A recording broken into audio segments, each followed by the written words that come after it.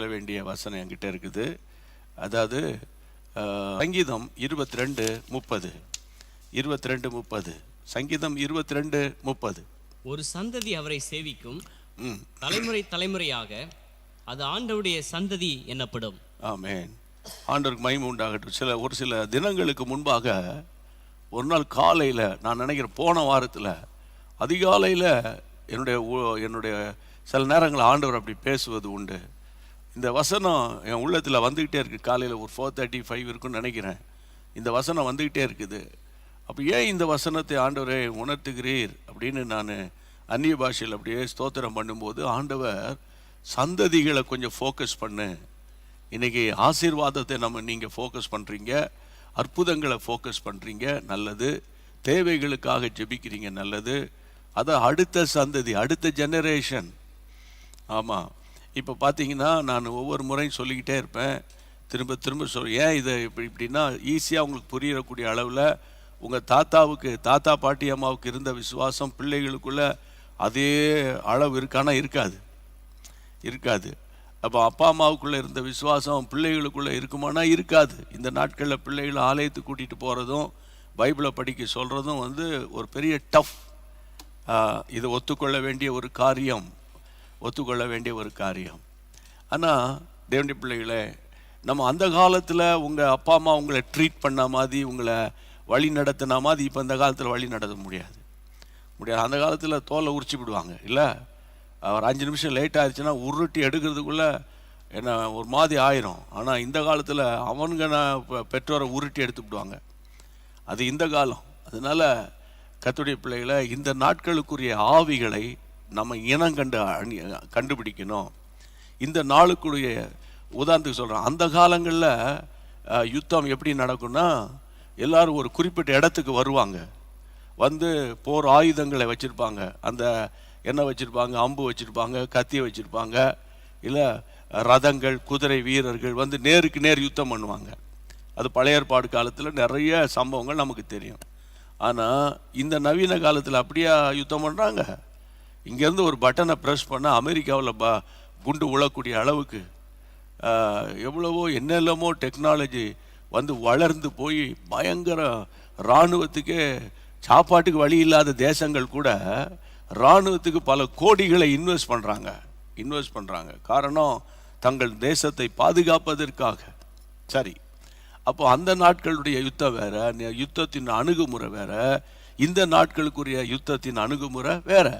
அது மாதிரி அந்த நாட்களில் சபையை துன்பப்படுத்தின சாத்தான் வேறன்னு அவன்தான் இந்த நாட்களில் வேற ரூபத்தில் அவன் விசுவாசிகளையும் ஊழியர்களையும் சபைகளையும் துன்பப்படுத்துவான்.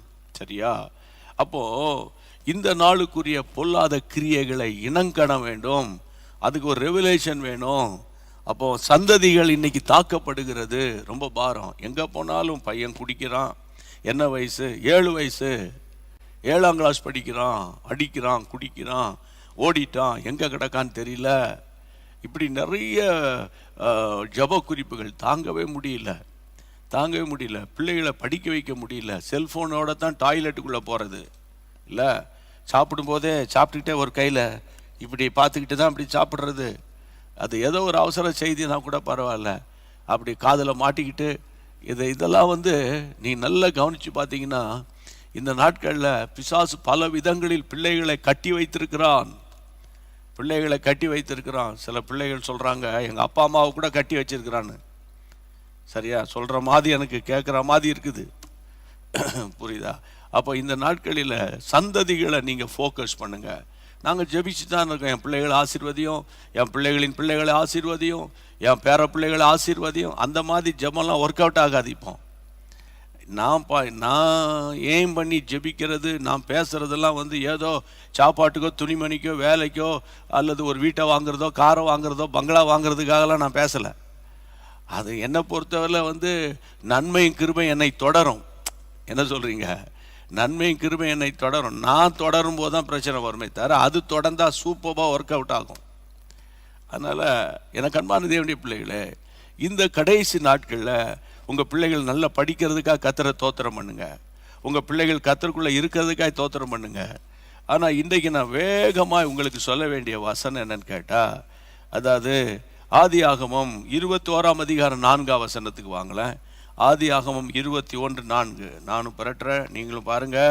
21:4 வாசிப்போம். தன் குமாரனாகிய ஈசாக்கு பிறந்த 8ஆம் நாளிலே, ஈசாக்கு பிறந்த 8ஆம் நாளிலே ஆபிரகாம் தனக்கு தேவன் கட்டளையிட்டபடி தேவன் கட்டளையிட்டபடியே அவனுக்கு விருத்த சேதனம் பண்ணினான். ஈசாக்கு பிறந்துட்டான், 8ஆம் நாள் ஆயிட்டு. அப்போ ஈசாக்கு பிறந்தப்படுனே ஈசாக்கு விருத்த சேதனம் பண்ணப்பட்டது. இப்போ கர்த்தருடைய பிள்ளைகளே, சந்ததிகளுக்குரிய ஆசீர்வாதத்துக்கு அடையாளமாக ஈசாக்கின் சந்ததியை நான் உங்களுக்கு அடையாளம் காட்டுறேன். அப்போ ஈசாக்கை ஆண்டவர் திட்டத்தின் கீழ் தகப்பன் கொண்டு வந்து 8ஆவது நாளில் விருத்த சேதனம் பண்ணினான். ஆனால் நம்ம நியாயப்பிரமாண விசுவாசிகள் அல்ல, அதாவது பிரமாணத்தின்படி வாழணுங்கிறது கிடையாது. நம்ம கிருபையின் காலத்தில் வந்துட்டோம். புது உடன்படிக்கை விசுவாசிகள். ஆண்டவராகிய இயேசுவின் இரத்தத்துக்கு பிறகு நியாயப்பிரமாணத்தை எல்லாம் ஆண்டவர் நீங்களாக்கி கிருபையின் பிரமாணத்துக்கு கொண்டு வந்துட்டாரு. அதனால தான் அப்போஸ்தலனாகிய பவுல் சொல்வாரு, 1 கொரிந்தியர் 7ஆம் அதிகாரம் 9ஆம் வசனத்தை நீங்க வாசிக்கும்படி கேட்கிற 19. 1 கொரிந்தியர் 7:19 என்ன சொல்லுகிறது? விருத்த சேதனம் ஒன்றுமில்லை, விருத்த சேதனம் இல்லாமையும் ஒன்றுமில்லை, விருத்த சேதனம் இல்லைனாலும் ஒன்றும் இல்லை, தேவனுடைய கற்பனைகளை கை கொள்ளுகிறதே காரியம். கற்பனைகளை கை கொள்றதே காரியம். ரோமர் 3:30. அடுத்தது வேகமாக ரோமருக்கு எழுதின நிருபம் 3ஆம் அதிகாரம் 30ஆம் வசனம். விருத்த சேதனம் உள்ளவர்களை, இந்த நிருபம் 3ஆம் அதிகாரம் 30ஆம் வசனம். விருத்த சேதனம் உள்ளவர்களை விசுவாசத்தினாலும், விருத்த சேதனம் இல்லாதவர்களை விசுவாசத்தின் மூலமாயும் நீதிமான்களாக்குகிற தேவன் ஒருத்தர் தான். அப்போ இப்போ நீங்கள் நம்ம நியூ டெஸ்ட்மெண்ட்டுக்கு வந்துட்டோம், கிருபையின் உபதேசத்துக்கு வந்துட்டோம், கிருபையின் காலத்தில் வந்துட்டோம். இனி கொண்டு வந்து அந்த பழைய அந்த சர்க்கம்ஸ்டன்ஸ், அதாவது நீ அந்த விருத்த சேதனம் பண்ணணுங்கிறது அவசியம் இல்லைன்னு டீட்டெயிலாக சபைக்கு அப்போஸ்தலனாகிய பவுல் போதிக்கிறதை போல நானும் போதிக்கிறேன். அந்த 8ஆம் நாளில் பண்ண விருத்த சேதனம் நமக்கு அவசியம் இல்லை. அப்போ நீங்கள் என்ன சொல்ல வரேன்னா வாசிங்க. உபாகமத்தின் புத்தகம் 10ஆம் அதிகாரம், உபாகமம் 10ஆம் அதிகாரம் 16ஆம் வசனம். உபாகமம் 10ஆம் அதிகாரம் 16ஆம் வசனம். ஆகையால் நீங்கள் இனி உங்கள் பிடரியை கடினப்படுத்தாமல், உங்கள் இருதயத்தின் நுனித்தோலை விருத்த சேதனம் பண்ணுங்கள். உங்கள் இருதயத்தின் நுனித்தோலை விருத்த சேதனம் பண்ணுங்க. இருதயத்தின் நுனித்தோலை விருத்த சேதனம் பண்ணுங்கப்பா. புரியுதா? அப்போ விருத்த சேதனம் நியூ டெஸ்ட்மெண்ட் விசுவாசிகளாகிய உங்களுக்கு எனக்கும் ஒரு விருத்த சேதனை இருக்கு. இருதயத்தின் நுனித்தோல். அப்போனா ஓப்பன் ஹார்ட் சர்ஜரி பண்ண சொல்றீங்களா? அல்லது நீங்க என்ன சொல்றீங்க? நீங்க எக்கோ டெஸ்ட் எடுத்து பார்த்து எங்க வெட்டி உள்ள தோலை எடுக்க சொல்றீங்களா? இல்லை கர்த்தருடைய பிள்ளைகளே, இல்லை ஆன்ஜியோ பண்ண சொல்றீங்களா? என்ன பண்ண சொல்றீங்க? அதாவது அதனுடைய ஆவிக்குரிய அர்த்தத்தை நீங்க பார்க்கணும். இருதயத்தின் நுனித்தோலை, அந்த அழகான வசனம். திரும்பி அந்த ஸ்கிரீன்ல பாருங்க அந்த வசனத்தை. உங்கள் இருதயத்தின் நுனித்தோலை விருத்த சேதனம் பண்ணுங்க. ஏனென்றால் இந்த இருதயம் திருக்குள்ளதும் மகா கேடு உள்ளதுமா இருக்கிறது. இப்போ என்னன்னா, அதாவது ஈசாக்குக்கு ஆசீர்வாதம் வரணும்னா, ஈசாக்கின் மேல் சந்ததி விளங்கணும்னா, ஈசாக்குக்கு கர்த்தர் கொடுத்த வாக்கு தத்தங்கள் நிறைவேறணும்னா நீ விருத்த சேதனம் பண்ணுன்னு ஆண்டவர் சொல்றாரு. அப்போ கர்த்தருடைய பிள்ளைகளே, ஒவ்வொரு நாளும் பேசிட்டு வரேன். கலாத்தியர் 3ஆம் அதிகாரம் கடைசி வசனத்தின்படி என்னைக்கு நீங்களும் நான் ரட்சிக்கப்பட்டு அபிஷேகம் பெற்று ஏசப்பா பிள்ளையா மாறணுமோ, நம்ம ஆபிரகாமின் சந்ததி வாக்கு தத்தத்தின் பிள்ளை. ஓகே, அப்போ ஏன் எனக்கு இந்த ஆசீர்வாதம் வர மாட்டேங்குது, அந்த சந்ததிக்குள்ள போக மாட்டேங்குதுன்னா, இந்த இருதயத்தில் விருத்த சேதனம் இருக்கான்னு கொஞ்சம் நம்ம பார்த்துக்கிடணும். இருதயம், ஏன்னா இந்த இருதயம் தான் திருக்குள்ளதும் அப்புறம் மகா கேடு உள்ளதுமா இருக்கிறது. அப்போ மத்தேயு எழுதின சுவிசேஷம் 15ஆம் அதிகாரம், மேத்யூ சாப்டர் 15, 15ஆம் அதிகாரத்தை புரட்டுங்க வேகமா, எழுதுறவங்க எழுதுங்க. அப்போ மத்தேயு 15:9 அங்கே என்ன சொல்லப்பட்டிருக்கிறது? மத்தேயு 15 மனுஷருடைய கற்பனைகளை உபதேசங்களாய் போதித்து, அது 9ஆம் வசனம். 19ஆம் வசனத்தை நான் சொல்லுகிறேன். 19ஆம் வசனம் 19. எப்படி எனில் இருதயத்திலிருந்து பொல்லாத சிந்தனைகளும் இருதயத்திலிருந்து பொல்லாத சிந்தனைகளும் கொலைபாதகங்களும் விபச்சாரங்களும் வேசித்தனங்களும் களவுகளும் பொய் சாட்சிகளும் தூஷணங்களும் புறப்பட்டு வரும். இப்ப இருதயத்துல விருத்த சேதனம் இருந்தால் ஒரு விசுவாசிக்கு இப்படிப்பட்ட சிந்தனைகள்லாம் தலை தூக்கும் போதே உடனே இயேசுவின் இரத்தத்தின் வல்லமை அதை மேற்கொள்ளும். இருதயத்திலிருந்து பொல்லாத சிந்தனைகள், அதை ஒரு பட்டியலே போட்டிருக்கு, எல்லாம் இருதயத்துக்குள்ள இருந்தாதான். கர்த்தருடைய பிள்ளைகளை நல்ல கவனிங்க, நீங்க வேதத்தை திருப்புங்க. எபிரேயர் 3:8 ஈப்ரூ சாப்டர் 3 திருப்பி வச்சுக்கோங்க. எபிரேயருக்கு எழுதின நிருபம், நானும் திருப்புற 3:8 வாசிங்க. வனாந்தரத்திலே கோபம் மூட்டின போது சோதனை நாளிலும் நடந்தது போல உங்கள் இருதயத்தை கடினப்படுத்தாதிருங்க. இருதயத்தின் நுனித்தோலை விருத்த சேதனம் பண்ணுன்னா what is the meaning brothers? நல்ல கவனிங்க. கிருப கிருப கிருப கிருப என்ன செஞ்சாலும் கர்த்தர் மன்னிச்சிருவாரு. மன்னிச்சுதான் யார் மன்னிக்க மாட்டார் சொன்னா? மன்னிப்பாரு. எல்லாத்துக்கும் ஒரு எக்ஸ்ட்ரீம் லெவல் இருக்குல்ல. ஒரு முறை ஒய்ஃப் அடித்தா சாரின்னு சொல்லுவேன், 2வது முறை அடித்தா சாரின்னு சொல்லுவேன், 3வது அடிச்சுட்டு சாரி சொல்லுவேன், ஓயாமல் அடிச்சுட்டு சாரி சொல்லுவேன். அவன் எவ்வளோ காலம் தான் சாரின்னு அந்த சாரின்ற வேர்டுக்கு அதுக்கு ஒரு இது கிடையாதா? அப்போது இன்றைக்கு கர்த்தருடைய நாமத்தினால் ஆண்டவர் சொல்கிறாரு, நீ ஆபிரகாம் நாட்களில் இருந்த விருத்த சேதனம் வேண்டாம்பா, ஆனால் உன் இருதயத்தின் நுனித்தோலை நீ என்ன செய்யணும்? விசுவாசிகள் சபையார் என்ன செய்யணும்னா விருத்த சேதனம் பண்ணா அந்த மத்தேயு 15:19 இருதயத்திலிருந்து வருகிற பிரச்சனைகளை நம்ம மேற்கொள்ள முடியும். பிரியமானவர்களே, இப்போ எபிரேயர் 3:8 நம்ம வாஸ்தவம், உங்கள் இருதயங்களை கடினப்படுத்தாதீங்க. அப்படின்னா என்ன அர்த்தம் தெரியுமா? கடினமான கல்லான இருதயம், ஸ்டோனி ஹார்ட். நிறைய குடும்பங்களை நான் பார்த்துட்டேன். ஆமாம், சில குடும்ப பிரச்சனைகள் எல்லாம் டீல் பண்ணியிருக்கிறேன். அப்போ அவங்க அந்த ஸ்டாண்ட்லேருந்து இறங்கவே மாட்டாங்க பாருங்க. எல்லாம் பைபிள் தெரியும், அந்நிய பாஷை பேசுவாங்க, ஆவியில் நிரம்புவாங்க, படிச்சிருப்பாங்க, பெரிய பெரிய டிகிரி எல்லாம் பேர் பக்கத்தில் வச்சிருப்பாங்க. ஆனால் அவங்க அந்த ஸ்டாண்ட்லேருந்து இறங்க மாட்டாங்க இவங்க.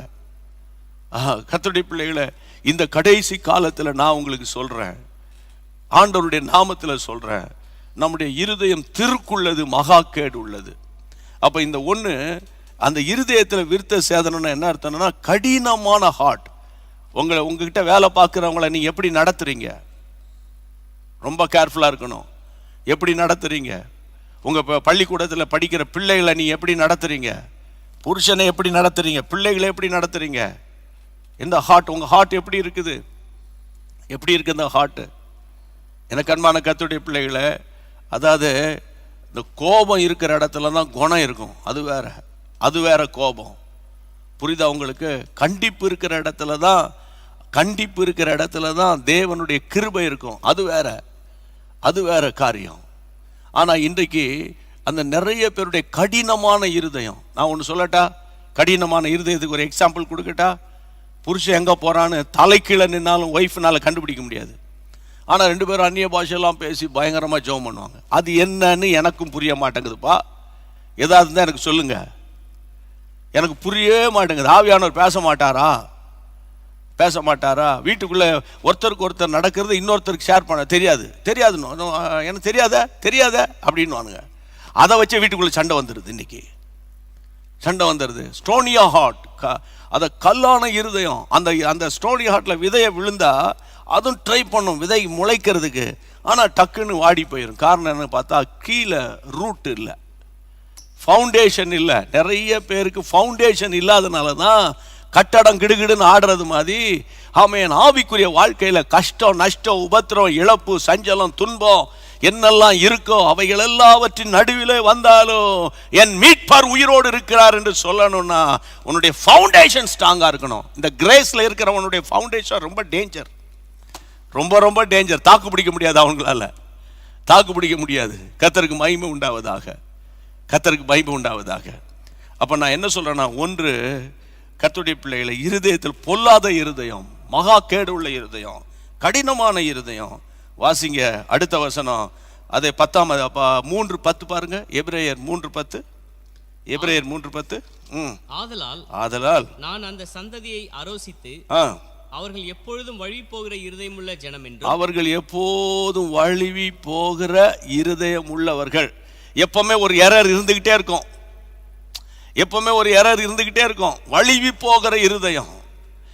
ஆமா, அவங்களால ஸ்டேபிளா இருக்கவே முடியாது. நல்ல பாட்டு படிப்பாங்க, நல்ல ஜெபம் பண்ணுவாங்க, எல்லாம் பண்ணுவாங்க. திடீர்னு பார்த்தா ஊழியத்துக்கு வரீங்களா? அப்படியா அப்படியா, நீங்க போயிட்டு வந்துருங்க, நாங்க தான் போவோம் ஐயா, நீ வந்தாலும் வரலன்னு நாங்க போதானே போறோம். ஆமா, கர்த்தருக்கு மகிமை உண்டாகட்டும். அந்த எரர் இருக்கா? வசனம் சொல்லுகிறது வழுவி போகிற இருதயம், வழுவி போகிற இருதயம், கடினமான இருதயம். அடுத்தது அதே அதிகாரத்தில் நீங்க பாருங்க கர்த்தருடைய பிள்ளைகளை, நீங்க அதே அதிகாரத்தில் நீங்க வாசிக்க வேண்டியது 12ஆம் வசனத்துக்கு வாங்க. ஜீவனுள்ள தேவனை விட்டு விலகுவதற்கு ஏதுவான, ஜீவனுள்ள தேவனை விட்டு விலகுவதற்கு ஏதுவான அவிசுவாசம் உள்ள பொல்லாத இருதயம் உங்களில் ஒருவனுக்குள்ளும் இராதபடிக்கு நீங்கள் எச்சரிக்கையாய் இருங்கள். இந்த இருதயத்துக்கு பேர் பாருங்க, அதாவது தேவனை விட்டு விலகுவதற்கு ஏதுவான அவிசுவாசம். அப்போ ஒரு தேவ பிள்ளைக்கு, ஒரு ஊழியக்காரனுக்குள்ள விசுவாசம் அப்படியே அவன் தடுமாறுதுனாலே அவன் எங்கேயோ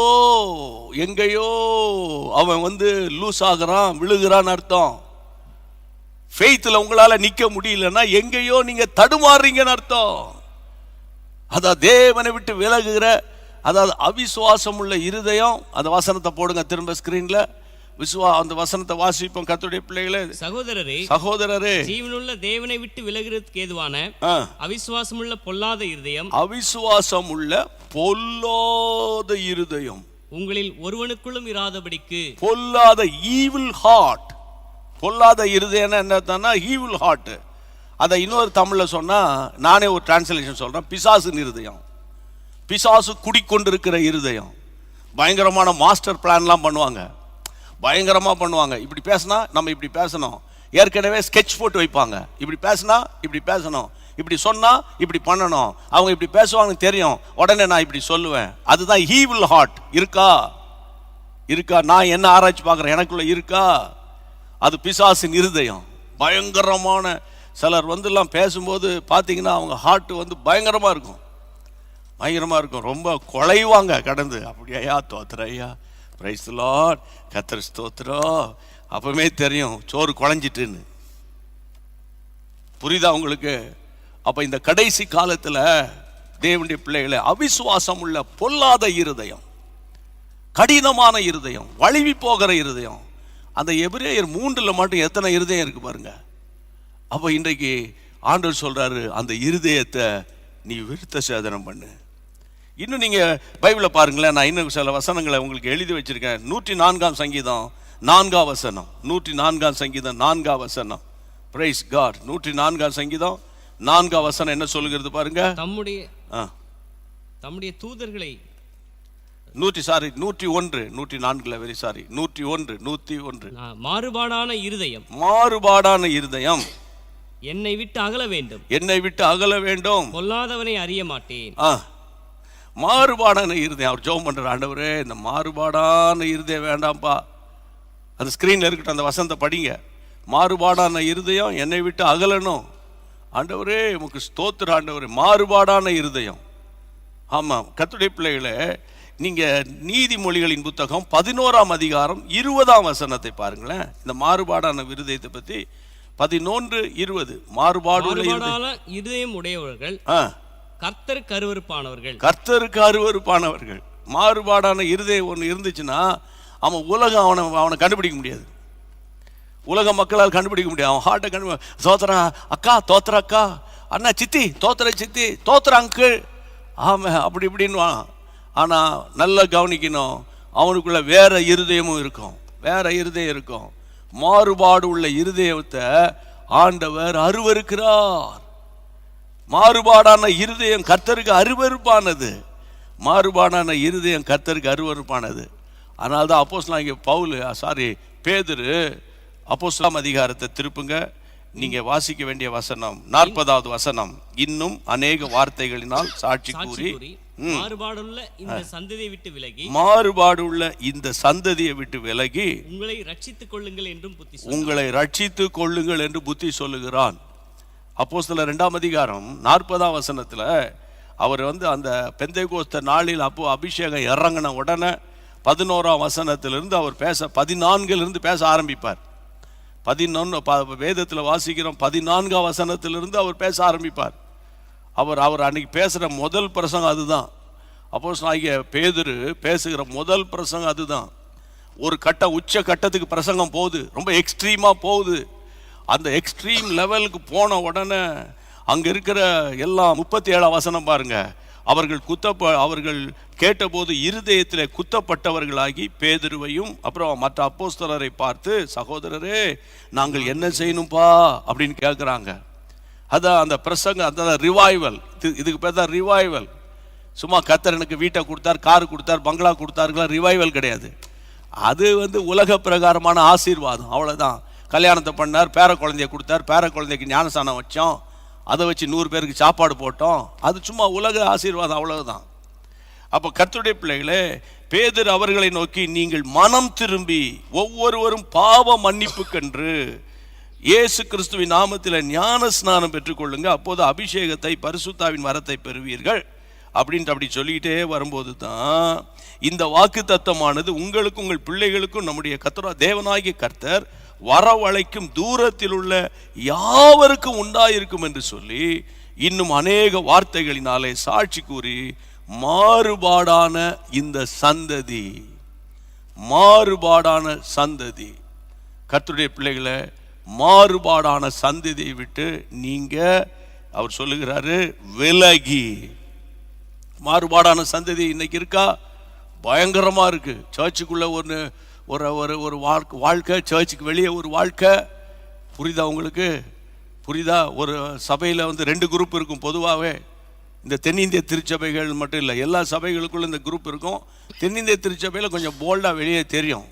ஆமாம், ஒரு குரூப்பு சொல்லும் கட்டடத்தை கட்டணும்னு, இன்னொரு குரூப்பு சொல்லும் கட்டடத்தை கட்டக்கூடாதுன்னு, இன்னொரு குரூப்பு சொல்லும் நாங்கள் கட்ட போகிறோன்னு, இன்னொரு குரூப்பு சொல்லும் நாங்கள் ஸ்டே ஆர்டர் வாங்க போகிறோன்னு. புரியுதா? அங்கே வட இந்தியாவில் அதாவது ஆலயத்துக்கு இடம் இல்லாமல் ஜனங்கள் அலசடிப்பட்டு கிடக்காங்க. இங்கே ஒரு கூட்டம் கெட்டுங்கிறது, ஒரு கூட்டம் கெட்டக்கூடாதுங்கிறது, இன்னொரு கூட்டம் வந்து நாங்கள் தான் இருக்குதுல உயரமான கோபுரம் கட்டணுங்கிறது. கோபுரம் அந்த ஏரியாவில் இப்படிப்பட்ட ஒரு கோபுரம் வந்து இருக்கக்கூடாது, எங்கள் கோபுரம் தான் பெருசாக இருக்கணும். நான் கேட்குறேன், அந்த கோபுரத்தின் வழியாக பரலோகத்துக்கு மக்கள் அனுப்பிடுவீங்களா? அப்படின்னா சொல்லுங்க ஐயா. அப்படிலாம் சொல்ல, நான் அங்கே வந்து சேர்ந்துக்கிட்டுறேன். அப்படி எதாவது முடியுமா?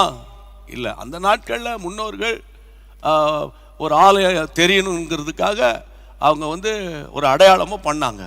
இதை ஒரு அட்டகாசமாக பண்ணக்கூடாது இல்லை, என்ன சொல்கிறீங்க? அப்போ இந்த கடைசி காலத்தில் இப்படிப்பட்ட காரியங்கள்லாம் பேசும்போது சிலர் டென்ஷன் ஆவீங்க. நீங்கள் டென்ஷன் ஆகணும் தான் நான் சொல்கிறேன். என்னைக்கு உங்களுடைய இருதயம் குத்தப்படும், எப்போ பார்த்தாலும் சுகர் கோட்டிங்கே பேசிட்டு இருந்தா இனிப்பு பிரசங்கியார்களாக இருக்கக்கூடாது, டயபெட்டிஸ் கூடிரும். அதனால இந்த கடைசி காலத்தில் வேதம் சொல்லுகிறது, இருதய நுனித்தோல், இருதயத்தில் உள்ள நுனித்தோலில் நமக்கு விருத்த சேதனம் இருந்தா ஈசாக்கை போல ஆசீர்வாதத்தின் சந்ததியா மாறிடுவோம். இதுதான் இன்னைக்குள்ள சப்ஜெக்ட். ஜெபம் பண்ணும்படி எழும்பி நிற்கலாம். ஆமென். கர்த்தருக்கு மகிமை உண்டாகட்டும். ஹல்லேலூயா. Thank you Lord. ராஷாந்து ரூகுலபா துரமஹாந்தராலாதானா. இயேசுவின் நாமத்தினால ஆண்டவரை, ஈசாக்கை போல நாங்களும் வாக்கு தத்தத்தின் சுதந்திரவாளிகளாக இருக்கிறோம் ஆண்டவரே. ஆனாலும் அன்றைக்கு 8ஆம் நாளில் ஈசாக்கு விருத்த சேதனம் பண்ணப்பட்டதை நினைவு கூர்ந்து புதிய ஏற்பாட்டு விசுவாசிகளாகி எங்களுக்கு ஆண்டவரே கர்த்தாவே, எங்கள் இருதயத்தின் நுனித்தோலை ஆண்டவர் விருத்த சேதனம் பண்ணணும்னு சொல்லி கொடுத்து ஆண்டவரே, மத்தேயு 15:19 ஆண்டவர் இருதயத்திலிருந்து வருகிற பொல்லாத காரியங்களை சொல்லி கொடுத்து, எபிரேயர் 3:8, எபிரேயர் 3:10, எபிரேயர் கர்த்தாவே 3:12 ஆகிய வசனங்கள் இருந்து பலவிதமான இருதயங்களை எங்களுக்கு எடுத்து காண்பித்து எங்கள் நிலவரத்தை எங்களுக்கு சொல்லி கொடுத்த தேவனே, எங்கள் இருதயத்தை கண்ணோக்கி பாரும். தேவனுக்கு ஏற்கும் இருதயம் நொறுகுண்ட ஆவிதான். தேவனே, நொறுகுண்டதும் நறுகுண்டதுமான இருதயத்தை புறக்கணியிறப்பா. உம்முடைய கைகள் எங்களை ஒப்பு கொடுக்கிறப்பா. இந்த ஈவினிங் சர்வீஸில் நான் மனதார இந்த சுவிசேஷத்தை பிரசங்கம் பண்ணப்பா. வீடுகளுக்குள்ள இருக்கிற கடின இருதயம் மாறட்டும். பிள்ளைகளை குறித்து அப்பாவுக்கு இருக்கிற கடினம், நான் பேச மாட்டேனே, அவன் வீட்டுக்கு போக மாட்டேன், அவ வீட்டுக்கு போக மாட்டேன், அவன் தவறான முடிவுக்கு போயிட்டாங்க, அதனால நான் அந்த வீட்டுக்கு போக மாட்டேன். பிள்ளைகள் கீழ்ப்படியாம போயிட்டு அவனோடு நான் பேச மாட்டேன் இயேசுவின் நாமத்தினால. ஆண்டவரே, இப்படிப்பட்ட ஒரு ஆண்டவரே சண்டை போட்டுக்கிட்டு தகப்பன் பிள்ளைகளை வெறுத்து இருக்கிற தகப்பனோடு ஆண்டவர் பேசுகிறீர். பிள்ளைகளை வெறுத்து இருக்கிற தாயோடு பேசுகிறீர். மாமியார் மாமனாரை வெறுத்து இருக்கிற மருமகளோடு கர்த்தர் பேசுகிறீர். இயேசுவே, ஹல்லேலூயா. அந்த விசுவாசிகளை வெறுத்து இருக்கிற ஊழியக்காரர்களோடு கர்த்தர் பேசுகிறீர். ஆண்டவரே, இருதயத்துல விருத்த சேதனம் பண்ண உதவி செய்யும். கர்த்தருடைய கருத்தில் ஒப்பு கொடுக்கிறோம். அப்பிரோஜனமான ஊழியக்காரனப்பா, அனுதினமும் பாடுபடுகிறோம்ப்பா, அனுதினமும் பிரயாசப்படுகிறோம் அப்பா. உம்முடைய ராஜ்யம் மட்டும் கட்டப்படட்டும், உம்முடைய ராஜ்யம் வரட்டும். பலவீனர்களை கர்த்தர் பலப்படுத்தும், சோர்ந்து போனவர்களை பலப்படுத்தும், தைரியப்படுத்தும், உற்சாகப்படுத்தும், கிருபை தாங்கும்படி ஜெபிக்கிறோம். இன்றைக்கு யார் யாருடைய உள்ளத்துல என்னென்ன கவலை கஷ்ட வேதனை இருக்கோ, அப்பா அம்மாவை இழந்துட்டு நிக்கிறோம். ஆண்டவர், நேற்று கூட ஒரு சகோதரி, என் அம்மாவை நான் இந்த வாரம் மிஸ் பண்ணிட்டேன், நான் ரொம்ப வேதனையில் இருக்கிறேன்னு சொல்றாங்கப்பா. இப்படிப்பட்ட பிள்ளைகளுக்கு நீங்க தான்ப்பா தைரியம் சொல்லுங்க. நீங்களே தைரியம் பண்ணுங்க. நீங்களே எங்களுக்கு தைரியம் கொடுத்துருங்கப்பா. நீங்களே எங்களை பலப்படுத்திருங்கப்பா. உம்முடைய கைகளில் ஒப்பு கொடுக்கிறோம் அப்பா. இயேசுவே, இயேசுவே, அலைந்து திரிகிற ஆகாரை விசாரித்த தேவனே, ஆவி ஆத்துமா சரீரத்தில் அலைந்து திரிகிறவர்களை என் ஆண்டவரை திருப்பி கொண்டு வாருமப்பா. ஆண்டவர், இந்த செவ்வாய்க்கிழமை ஜெபம் எங்களுக்கு ஆசீர்வாதமா இருந்ததற்காக ஸ்தோத்திரம். இயேசுவின் நாமத்தில் ஜெபிக்கிறோம் பிதாவே, ஆமென். இன்றைக்கு ஆமென். கர்த்தர் உங்களை ஆசீர்வதிப்பாராக. எல்லாரும் சேர்ந்து சொல்லிடுவோம். என் ஆத்துமாவே கர்த்தரை ஸ்தோத்திரி, என் முழு உள்ளமே பரிசுத்த நாமத்தை ஸ்தோத்திரி. என் ஆத்துமாவே கர்த்தரை ஸ்தோத்திரி. கர்த்தர் செய்த சகல உபகாரங்களை மறவாதே. கர்த்தருக்கு ஸ்தோத்திரம். கர்த்தர் நாமே உங்களை ஆசீர்வதிப்பார். கர்த்தர் சித்தமான நாளைக்கு சந்திப்போம். God